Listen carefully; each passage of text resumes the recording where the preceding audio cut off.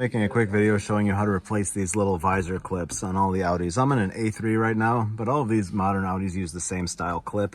You can see they break right off where the little hook is. This is what the new one looks like. And it's very, very common. Pretty easy to replace. This one I think was just ordered right from the dealer, but I'm sure there's aftermarket options.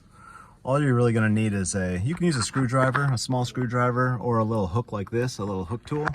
I'm gonna do it with this hook tool. You kind of get it in here like this and pull down on the outside plastic. I'm sorry, I'm causing a bad shadow here, but you wanna pull down on the surround of this like this, and it actually comes out that way.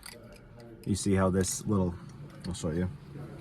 This little cover comes off as a separate unit and has the two little pins. You wanna make sure those are intact. And there's a little cutout for the direction right there. You can pry underneath there, but I don't like to do that as much because it's a little bit more risky as far as scratching or damaging that. But whatever the case, once you have that out, then this whole thing just pulls down pretty easily. So if all you have is a little screwdriver, you can get in there and pry this down. But if you have a pick tool, you can just hook it any way you want and yank it straight down. It doesn't bite that hard because these little pins push into the back of this, and that's what expands the actual clips to hold it in place.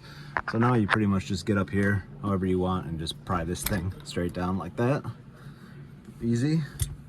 Take the new one, stick it straight up like this, push on it like that, and then you just take this, and this is what kind of retains it, so push that up like that. So very easy to do.